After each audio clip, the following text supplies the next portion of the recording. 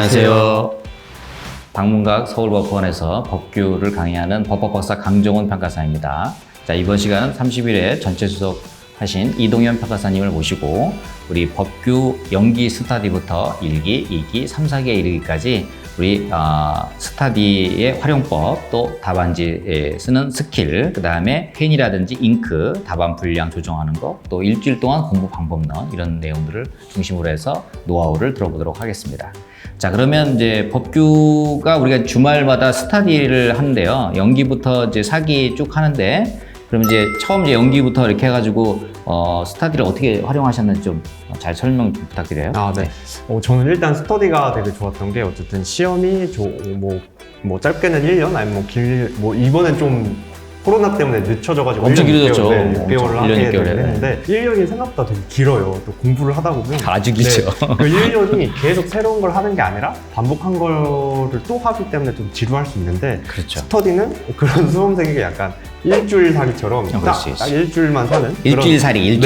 그러니까 그런 루틴을 만들어주는데 되게 좋아가지고 일단은 무조건 하시는 걸 추천을 드리고, 그 다음에 기수별로 해야 될 거를 좀 설명을 드리면은, 연기는 사실 좀 기본적인 내용들이 많이 나와요. 그래가지고 이때는 뭐 기본 강의 때도 계속 반복을 했던 그런 기본서를 좀 더 회독을 늘린다거나, 아니면은 판례집에 있는 거를 내가 좀 더 정확한 문장으로 할 수 있게, 쓸 수 있게 좀 이렇게 기본기를 많이 다지는 식으로 활용을 하시는 게 제일 좋다고 생각을 해요. 그래서 이때는 가장 기본적인 쟁점들이 나오고 개념이나 요건, 판례들을 물어보기 때문에 크게 무리 없이 기본서를 좀 더 회독하시는데 시간을 많이 활용하시는 걸 추천드리고, 그다음에 1기나 이제 2기로 가시다 보면은 법규 같은 경우는 기출 문제를 많이 내세요. 근데 기출 문제가 전혀 수준이 뭐 쉽거나 이런 게 아니거든요. 또 어려운 거긴 하지만은 결국은 기본서에 나왔던 내용들이 거의 그대로 출제되는 경향이 있어요. 그 기출 문제는 실전 문제요. 그렇죠? 쉬운 문제는 아니지. 실제 시험 보는 문제니까. 그렇죠. 대신 1기하고 2기 때는 저는 어떤 거를 하는 걸 추천드리냐면,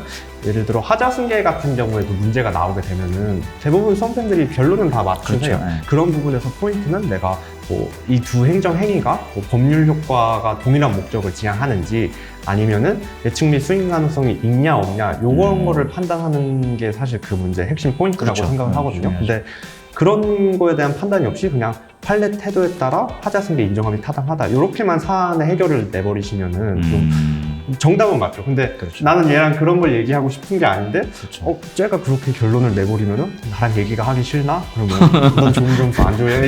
그런 생각 들 수 있지. 최저면은 다음 연도 다음 회차에 다시 얘기해보자, 이런 식으로 갈 수가 있어가지고 1기, 2기 때는 좀 어느 부분이 포인트인지 확인하는 게 중요하다고 생각을 해요. 그래서 저 같은 경우에도 이렇게 자료를 만들어가지고 하자승계 같은 경우 논점에는 아까 말씀드린 그런 두 가지를 꼭 판단을 해본다든지, 아니면은 하자치호 같은 경우에는 내가 내용상 하자인지 절차상 하자인지를 먼저 판단하고, 다음 취소 사유에 해당하는지, 이런 요건들이 각각 핵심이기 때문에 내가 어떻게 하면 득점 포인트를, 기본기 같은 경우 연기 때 충분히 연습을 했을 테니까 어떻게 하면 좀 더 내 답안지를 읽지 않고 점수를 얻어가게 할 수 있을지. 중요하죠. 연기하고 이제 여러분들 어려우니까, 일기는 좀 실무 같은 게 이제 풀어야 되니까 이제 이론 법규, 특히 법규 같은 것도 좀 문제를 좀 알려드리고 그래요. 그러니까 크게 이제 부담은 없는데, 요즘 이제 판례가 많이 나오다 보니까 저도 연기, 일기, 기본적으로 이제 판례를 내면서 기본적인 내용들을 이제 많이 학습하는데, 이제 2기부터는 조금 어려워지죠. 그렇죠? 이게 좀 어려워지고, 물론 이제 진도별로 가는데, 이제 3, 4기 같은 경우는 이제 완전 실전 문제처럼 알려주지 않고 막 하다 보니까 조금 어렵고 막 그런 부분이 있죠. 그래서 그런 거를 이제 극복하는 그런 마음의 자세, 이런 게 되게 중요하잖아요. 특히 스터디에서는. 그래서 1, 2기 때는 아까 말씀드린 그런 거, 좀 기술적인 거, 내가 어떻게 하면 답안지를 조금 더 덜 밉보이게, 약간 못 썼지만 잘 쓴 것처럼 보이게 할 수 있냐, 이런 것들이 중요하고, 3, 4기로 가면은 결국 말씀하신 것처럼 실전 연습이에요. 그래서 이런 판례들이 어떻게 문제로 나오는지, 또 가장 중요한 거는 어려운 문제가 나오더라도 나중에 스터디 성적을 보시면은 그 문제로 크게 그렇게 점수 차이가 엄청 확 벌어지진 않거든요. 그래서 어려운 문제가 나오더라도 다 비슷하게 쓰는구나, 비슷하게 못 쓴다면은 어떤 식으로 내가 덜 못 쓰게 보일까? 아까 말씀드린 입법 취지를 활용한다던가, 이렇게 하면 답안이 좀 더 풍부하게 보일 수 있으니까 3, 4기 때는 좀 그런 식으로 활용하시면 좋을 것 같습니다. 실제 성적은 어떠세요? 저 스터디 성적. 법규는 막 10등? 이 정도까지는 아니에요. 오. 그 정도 할 때도 있었고 보통 한 15등? 요 내외였어요. 아니, 내 이동윤 평가사님은 꼭 합격을 하리라 생각을 했던 게 왜냐면 그 전에 이제 1차 시험 합격을 하고 그다음에 이제 2차 시험까지 그때 몇 달 없었어요. 한 3달이었나? 와. 그래가지고 이번 참에 과락을 넣으면 무조건 붙는다 제가 그랬잖아요. 그때 근데 이제 45점 뭐죠? 와, 내가 그때 그거 합격 그런 한 거 보고 복규 과락 맞은 사람들 보면 꼭 이동현 평가사님한테 노하우를 배워라.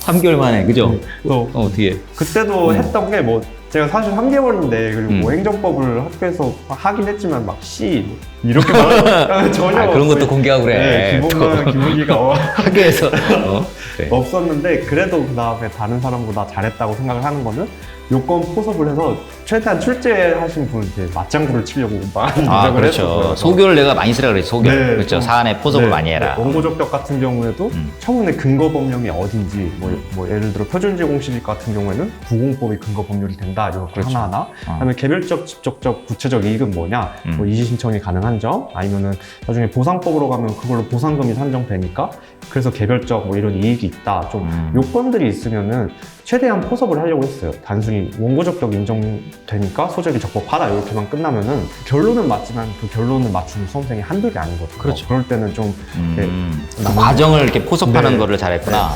그래서 3달 만에 그럼 45.5점 맞은 거예요. 그래서 그 네. 간접 손실 같은 경우가 그때 초시 때 그랬는데 막 특별한 희생인지 여부만 되게 많이 쓰고 김양식장이다 못 쓴다 불쌍하지 않냐 그렇지. 어떡하냐, 불쌍하지 않냐. 네, 이런 식으로 되게 많이 해주려고 했고 그게 아마 채점위원 분들의 조금 얘는 못 썼는데 꽈락은 넘겨줘야겠다 이런 느낌이 그러니까 아니 들지 않았을까? 45.5점이면은 이건 과락을 넘겨준 게 아니라 다른 거 잘 보면 붙으라는 점수야 이게. 그때 커트라인 46점이었어. 그래서 그러니까 그럼 이제 법규 최종 그 점수는 몇 점 맞으신 거라면 이제? 이번에는 68.5점 그러면은 68.5점이면은 45.5점에서 1년 만에 그러면은 23점 올린 거네? 네 그렇죠. 대단한 후원입니다. 23점 올리기가 쉽지 않은데. 그렇죠? 자, 그 다음에 이제 이게 스타디라면 이게 답안지 쓰잖아요. 그렇죠? 이게 이제 실제 답안지인데, 이게 22줄 10면 답안지잖아요. 예전에 제가 공부할 때는 20면 14줄 답안지인가 그랬어요. 그래도 열 몇 줄이었는데, 이게 요거를 이제 답안지를 쓰는 게 사실 그때까지 공부하는 것도 중요한데, 실제 이제 우리 스타디를 하면서 답안지 쓰는 게 되게 중요하잖아요. 그럼 이제 요 답안지 쓰는 뭐 스킬이랄까? 뭐 이런 게 있다 그러면은? 네.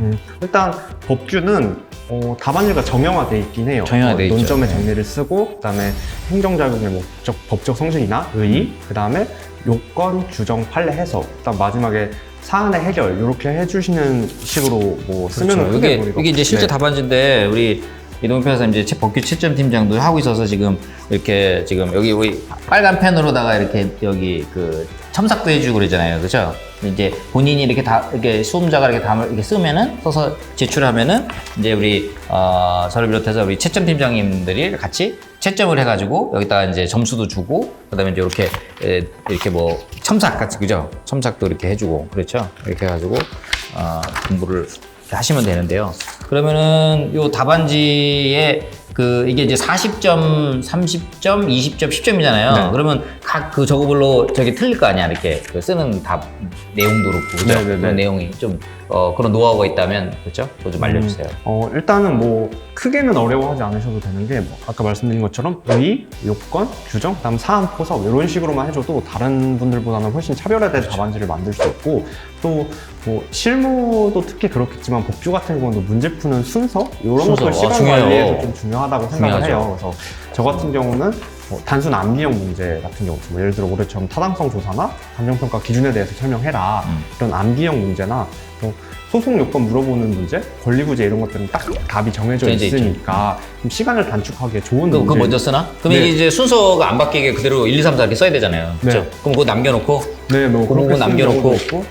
이렇게 남겨놓고 뒤에부터 이게 4번 먼저 쉽다 그러면 4번 뒤 여기 남겨놓은 다음에 네. 4번 이렇게 쓴다는 거죠. 네, 그렇게 쓰는 경우도 있고 뭐 어쩔 수 없을 때 그냥 문제번호를 조금 바꿔 쓰는 경우도 있긴 한데 사실 그거는 그렇게까지 추천드리지는 그렇죠. 않아요. 1, 2번 같은 네. 경우는 바꿨으면 좀 안 되고 네. 왜냐면 이게 이제 채점위원이 자기 채점할 거를 복수 채점이잖아요. 그러면 그 1, 4, 2, 3 채점한다 그러면 1, 5, 3대 1번 없어. 그렇죠? 그러면은 왠지 그 고정관념이 생기잖아. 아, 이 맞아요. 친구는 1번을 잘 모르지 않나? 이런 생각이 들 수가 있으니까 문제 순서를 안 바꾸는 게 좋고 지금 말씀하신 게 이제 15분 정도 최대한 목차를 잡고 여기 보면은 이제 연습지라고 있어요. 여기.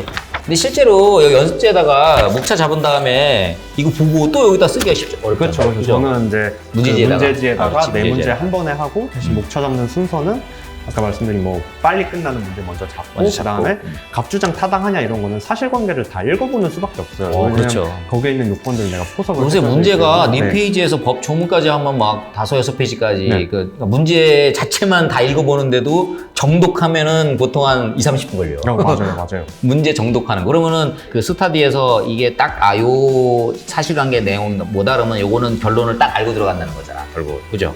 그런 이제 노하우가 스타디 연습에서 굉장히 중요한 네. 그런 그죠? 그래서 연기 일기는 이제 기본기 다지고 2기, 3기, 3, 4기간은 이제 실전 연습 이런 것들을 문제 안 알려주고 하니까 그죠? 네네네. 그래가지고 그래도 뭐 10등 아니면 되게 잘했네. 뭐 우리 그 스타디 성적은 그 엑셀이나 그 우리 저 카페라든지 이런 데에서 그 전부 다가 그게 지금 저거 돼 있어요. 저장이 돼 있어요. 그래서 자기 이제 여기 좀 수험번호 적잖아요. 고유번호 적으면은 자기 번호 이렇게 쭉 하고 자기가 또 그걸 엑셀로 돌려볼 수 있어. 자기 이게 그래프가 어떻게 되는지 맞아요. 그죠? 그렇게 할 수 있으니까 스타디를 통해서 매주마다 자기 스스로 이제 점검, 그다음에 아까 얘기한 것처럼 공부의 루틴. 우리 일주일만 산다. 사실 네. 선생님 저도 일주일만 살 거의. 요번 주는 요렇게 요번 방향을 잡아요. 이제 선생님 저도 이렇게 하는데 수험생 입장에서 보면은 그 일주일간의 루틴한 그 공부 패턴을 잡는 게 네. 되게 중요한 거죠. 그 다음에 이제 이게 그 실제로 이게 쓰는 거다 보니까 펜이라든지 뭐 잉크 제가 이제 에피소드를 얘기하면은 이제 제가 예전에 펜을 좋은 걸 가고 있었는데 뒤에 학생이 이걸 딱 친 거야. 그래가지고 오 하다가 이게 펜이 이게 떨어졌어 이렇게 거꾸로 이렇게 딱 떨어져가지고 여기가 이게 펜이 딱 망가져 버리잖아. 그쵸? 그때 만년필 하나 가지고 왔었는데 만년필 하나 이게 딱 떨어지니까 거꾸로 딱 떨어지니까 이게 만년필은 이게 촉이 되게 저거 해가지고 이게 망가져 버렸어요. 그래서 심리적으로 이번에 떨어졌다 그래가지고 맞아요. 감독관한테 얘기해가지고 감독관에 0.7 모나미 펜을 빌려 썼는데 얼마나 마음적으로 쫄렸겠어. 그죠? 근데 그 다음 년도 내가 3개 만년필 그 비싼 거 3개 사가지고 그때 합격했다니까. 요 만년필이랑 펜 쓰는 건 어때요? 네, 일단 답안지를 쓸 때 뭐 제일 중요한 건 내가 실력이 있으면 좋은 답안지가 나오는데 그다음 그렇지. 그게 제일 우선적으로 제일 우선이긴 중요하지. 하죠. 근데 이제 실력이 있어야 돼. 다들 시험이 막바지에 이렇게 되면 비슷비슷한 실력들이긴 비슷하죠. 해요. 네. 그럼 이제 누가 더 좋은 도구를 가지고 있냐 보시생 그렇지. 목수 중요하지. 네, 망치 펜이 중요하지. 중요하니까. 네. 그래서 어떻게 해야 되냐. 그래서 네. 아까 말씀하신 것처럼 저도 만년필을 2개 가지고 갔는데 네. 제가 시험장 맨 뒷자리라 가지고 누가 발로 차를 위협하더라고요. 그렇지. 네, 그거 되게 중요해, 그거. 네, 그래가지고, 떨어뜨리면 복수로 가져가야 돼, 항상. 네, 그래서 뭐 처음에는 과목별로 이제 그냥 다 같이 N어겔 0.7을 N어겔로. 쓰다가 이제 실무는 괜찮은데 이론 복귀는 좀 답안지가 제가 강추했잖아요. 이게 네. 만년필 써야 좋은 점수 나온다. 그러니까 빈약해 보여요. 이게 읽다 보면 그렇지. 빈약해 좀 보이지. 빈약해 보여가지고 나중에는 1.0을 찾으면 좀 굵어 보여가지고 하라사 1.0 이런 것도 썼었거든요. 근데 좀 많이 사각사각 거리기도 해서 결국은 돌고 돌아서 저는 만년필로 그래요. 정착을 잘했어. 하긴 했어요. 예전에 그 고승도 변호사님 그 고시삼가 하신 분 있잖아. 요거를, 이게 만년필 똥을 열은 다음에 요거를 이렇게 한지를 덮어가지고 한 일주일 되면은 요게 그 수분이 빨려가지고 좋다 그래가지고 나 그때 따라했거든. 그래 나 버킷 수석했잖아. 좀 잉크가 하면은 진한 게 좀 답안지가 확 보이기도 하고 그렇죠. 네, 저는 손목이 많이 약한 편이어서 많은 분들은 뭐 F촉, EF촉 쓰시는데 저는 좀 무르르듯이 나가는 M촉 썼었거든요. M촉이 두껍지 않아, 이게? 네, 좀 두껍고 진하고 좀 부드럽게 나가요. 무르르듯이 나가는데 그런 게 좀 싫다. 좀 사각사각하고 F나 EF가 좀 더 정자로 또박또박 나오는 거 그렇죠. 같거든요. 그래서 저는 EF쪽 줬는데, 네, 맞아요. 그거는 개인 취향에 따라 선택하시면 될 것 같아요. 저는 그쪽 쓰면 좀 손목이 아파가지고 그냥 조금 좀 또박또박 하진 않지만 빨리 무르르듯이 쓸 수 있는 M촉 위주로 사용합니다. 이게 잉크도 리필형 있고 뭐 있잖아요. 네. 그냥 병 따로별로 있는 거고. 네. 그래서 어떤 거 쓰셨어요? 저는 이제 잉크 이렇게 충전하는 거는 좀 스터디 때도 불편하다 생각해서 그냥 리필 이렇게 뽑아서 리필이요? 그냥 바로 끼우는 거 요걸로 썼었습니다.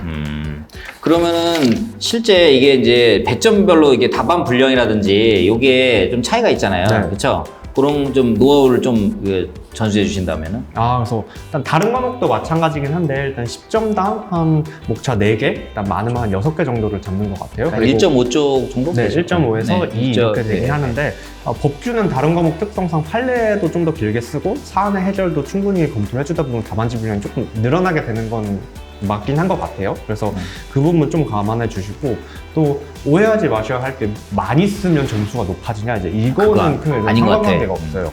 내가 핵심을 잘 써야지. 그렇죠. 뭐 예를 들어 갑주장이 타당하냐 이러면 법률 규정과 판례를 가지고 타당한지를 검토해줘야 되는데 거기에 다른 너무 일반론적인 내용만 써버리면은 이것도 말씀해 주신 것처럼 그 핀트가 안 맞는 거죠. 그렇죠. 그래서 맞아요. 꼭 그건 아니되 대신 논점은 다 맞췄다면은 판례나 사안 해결 좀 더 풍부하게 정확하게 쓰시는 사람이 유리한 건 어쩔 수 없다. 그래서 필력만 받쳐주신다면 1.2배, 분량의 한 1.2에서 1.3배 정도는 가능할 것 같고 저 같은 경우도 이번에 100점 문제 풀긴 풀었는데 아마 한 20쪽 가까이는 쓴 것 같아요. 근데 네, 무조건 많이 쓰니까 점수가 많이 나온다 이거는 그건 좀 아니죠. 네, 그거는 아니라는 점만 주의해 주셨으면. 아니 근데 뭐 저희 초고득점 하신 분은 25페이지인가 썼대. 그러니까 내가 그거 그러면 이제 일주일간 사립법이잖아 우리가. 그러면 일주일 준비 스터디 일주일 준비법이 있다 그러면 노하우가 있다 그러면. 말씀해 주신 건 좀 딱 스터디 일주일만 살고 이제 뭐 스터디 보고 그거 다음 주 계획은 다음에 세운다 약간 이런 마인드였는데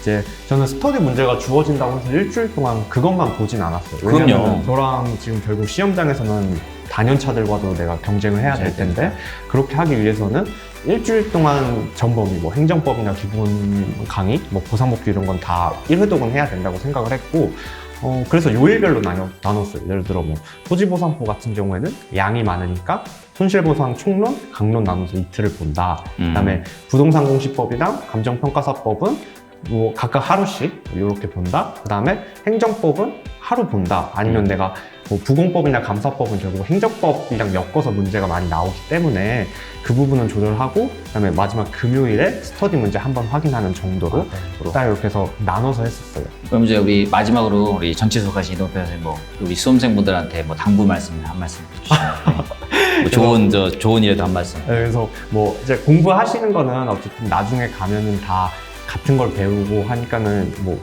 비슷비슷한 수준으로 시험장에 들어가실 거예요. 근데 이제 시험장에 들어가시게 되면 좀 압박감도 많고 어려운 문제가 나올 수도 있는데 이 경우에는 진짜 어려운 말이죠. 근데 당황하지 마시고 결국 옆에 있는 수험생도 당황하는 건 마찬가지일 거예요. 내가 지금 제 마음은 모르지만 그게 확실하니까 그렇게 생각하시면 되고 그다음에 저 같은 경우도 실무가 너무 어려웠는데 그래도 불구하고 이론 법규 잘 보면은 붙는다 약간 이런 식으로 마인드 컨트롤 해가지고 이렇게 됐으니까 나중에는 뭐 내가 뭐 남들보다 덜 알아 이런 거보다는 답안지를 어떻게 작성하고 마인드 컨트롤 하는 이런 식으로 좀 마무리 하시면은 좋은 결과 있으실 거라 생각합니다.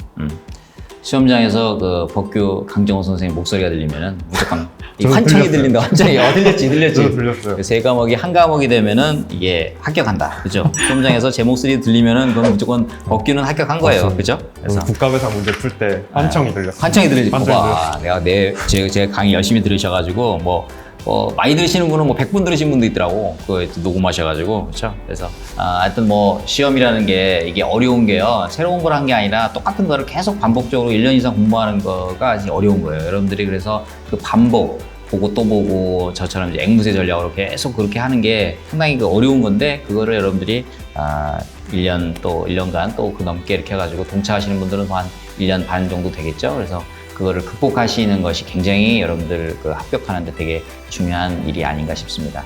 하여튼 열심히 공부하셔서 우리 이동현 평가사님이 전체 수업 하셔가지고 또 이렇게 좋은 노하우들 이렇게 여러분들한테 공유했으니까 여러분들 잘 공유하셔서 공부 이렇게 잘 들으셔가지고 잘 메모하시고 이렇게 좀 하셔가지고 꼭 그 감정평가사 시험에 합격하시기를 바라면서 여러분들의 빛나는 내일을 응원하면서 마치겠습니다. 고맙습니다. 감사합니다.